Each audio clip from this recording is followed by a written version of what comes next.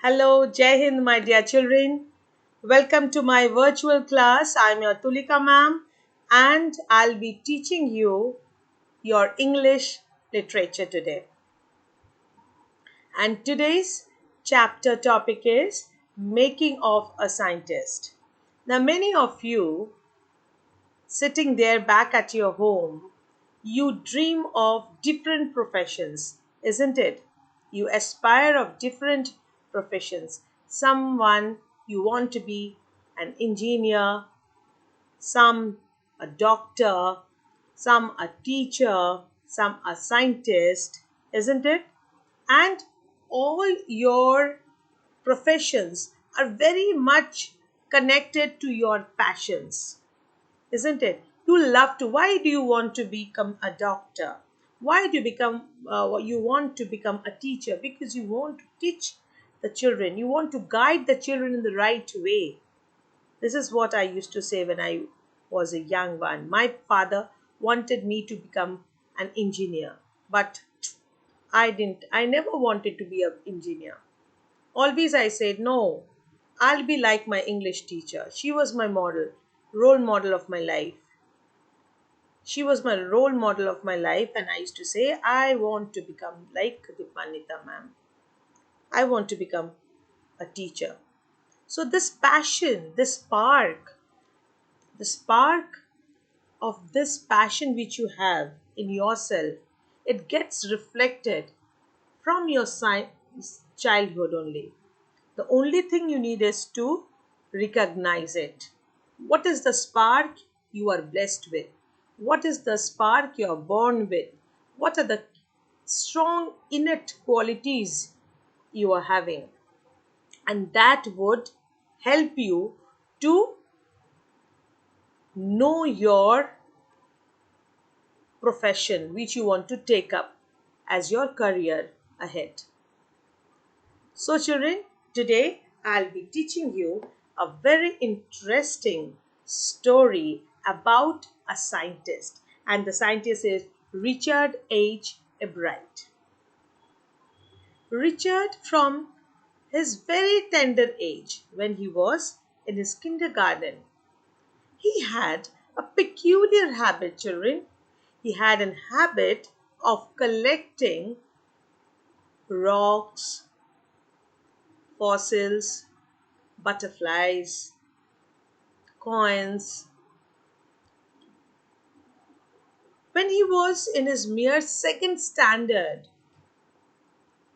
he had collected 25 species of butterflies found from the place where he was staying.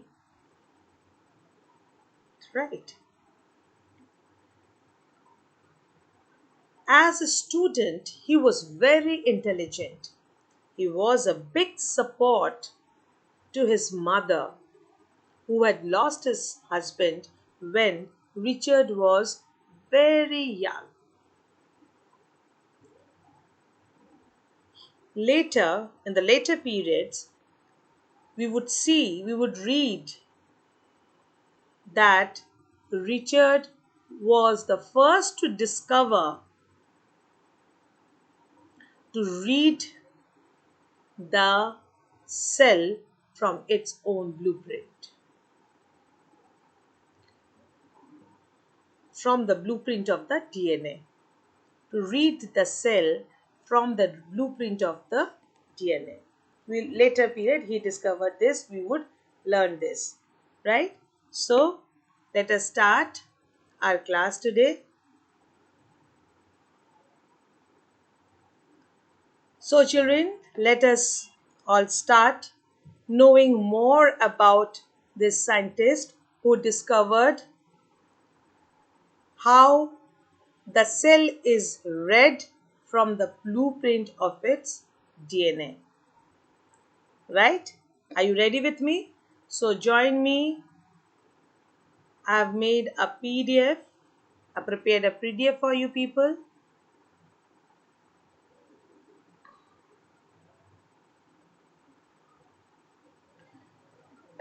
So you can see here the making of a scientist by Robert W Peterson, and this is the sixth lesson of your class 10 standard from the book Footprints Without Feet. The Making of a Scientist is a story about the leading scientist Richard Ebright. He was a curious child right from the beginning years of his life. He had started collecting butterflies in his childhood, and by the time he is in second standard grade, he had already gathered all the 25 species found in his hometown. Now, the introduction to the lesson. Richard Ebright has received the Surly Scholar Award and the Skirring Plough Award for the biochemistry and molecular biology. It was his fascination for butterflies that opened the world of science to him. The story is about Richard H. Ebright, who grew up in the town of Reading in Pennsylvania, USA. In Pennsylvania, in USA. And he did not have much to do there. Collecting things was his hobby. He used to collect butterflies as a child in kindergarten. Let's read how this curious child who collected butterflies went on to become one of the greatest scientists of the world. About the author, Robert W. Peterson, from 1925, Guerin in Pennsylvania, February 11, 2006. Was an American newspaper writer who later became a freelance author of magazines, articles, and books, especially on the topic of sports and scouting. His 1970 Chronicle of Negro League Baseball, titled Only the Ball Was White, was hailed by the New York Times as the recaptured a lost era in the baseball history and a reach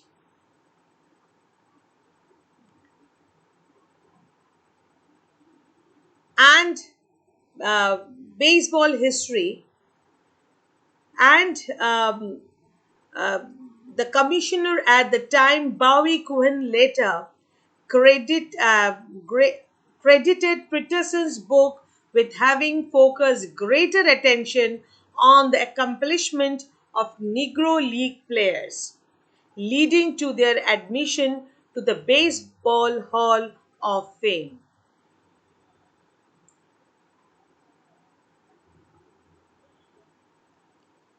Now, this line I missed is 1970 Chronicle of Negro League Baseball, titled Only the Ball Was White, was hailed by the New York Times as having recaptured a lost era in baseball history and a rich facet of black life in America.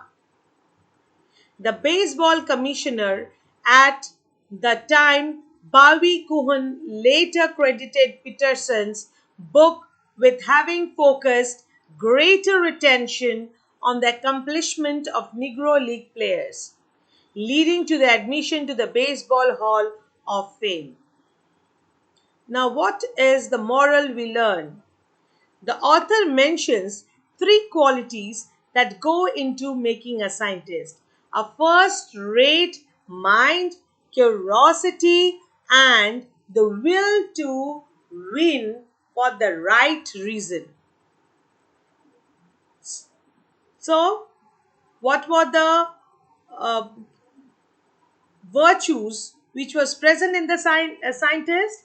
He was a first rate, he had a first rate mind with curiosity and the will to win for the right reasons. Richard Ebright was a very intelligent student. He was also a champion debater, a public speaker, a good canoeist, and an expert photographer. The making of a scientist summary. The chapter, The Making of a Scientist, is a story about the famous scientist Richard Ebright. Richie and his mother used to call him Richie, as his mother used to call him, was a very curious child children. And this was from his childhood. He had started collecting butterflies, as I told you in the starting of the class, in his childhood when he was only 2 years old. He had already collected all the 25 species found near his hometown. He thought it to be an end of butterfly collection until one day his mother bought him a book named The Travels of Monarch 10. Monarch is the name of a species of a butterfly, of the butterfly. This was the turning point in his life. And he got much more interested in dealing with science. He started with tagging butterflies, which a task given at the end of the book that his mother bought for him. Then, when he first entered the country science fair with a slide of the frog tissue he lost. Everybody won something, but his project did not win any prize. He was sad, but also understood that to win, he needed to do real experiments and not just make neat and clean models. Then he wrote down to Dr. Ukrahat at the University of Toronto, asking him for ideas to make projects.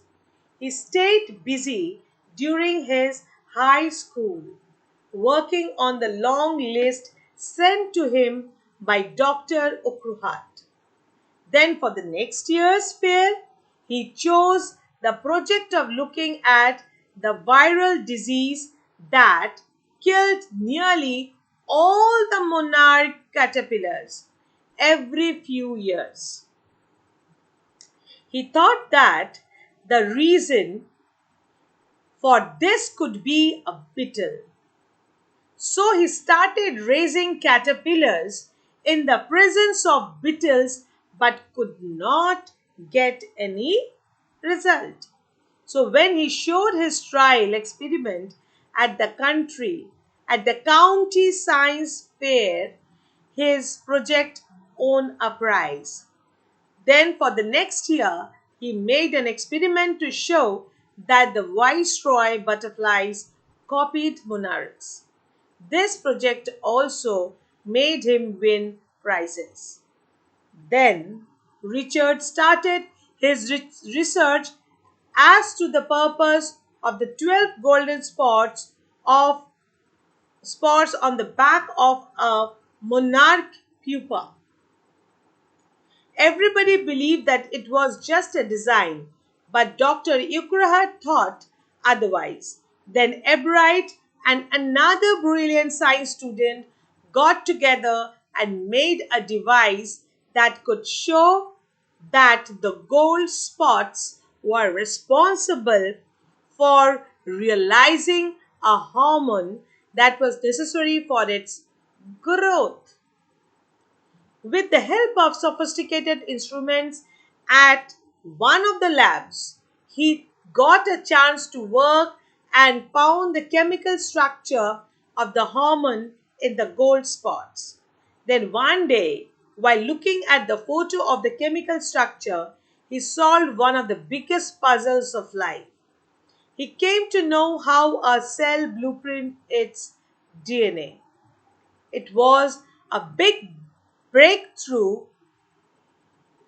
It was a big breakthrough and was published in a magazine.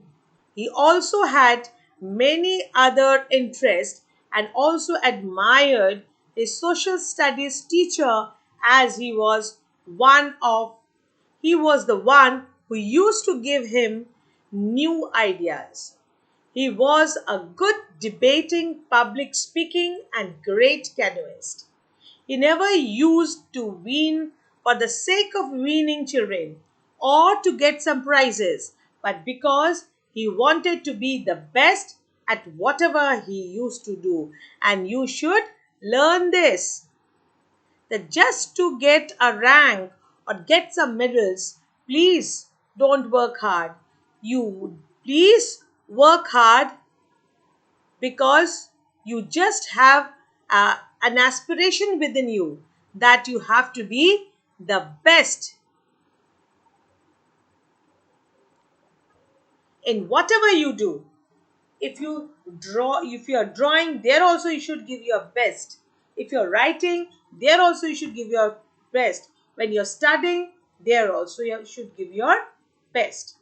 It is shown in this chapter that with the right amount of curiosity, a bright man, a bright mind, and the will to win for the right reasons are the qualities needed to be a scientist.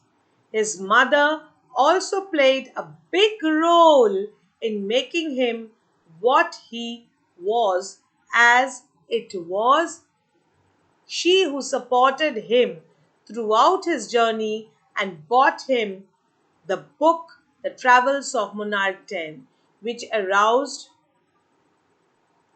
his curiosity in the field of science. Now, some extra questions, not extra questions from this chapter, some questions which would just do a recap. Now, children, do all the birds eat butterflies? Yes, several birds do. And I have personally watched my resident in northern mockingbird chase after, catch, and eat a butterfly, children, in front of me. Some other birds who eat them are blue jays, warblers, flycatchers, orioles, sparrows, and martins. These questions are just for your general knowledge. What happens if a bird eats a monarch butterfly? The body of a monarch butterfly contains chemicals that make it taste bad. So bad that a bird may even vomit if it eats one. That's a great protection from monarch butterflies because birds quickly learn not to eat them. So, children, with this, I end up the chapter.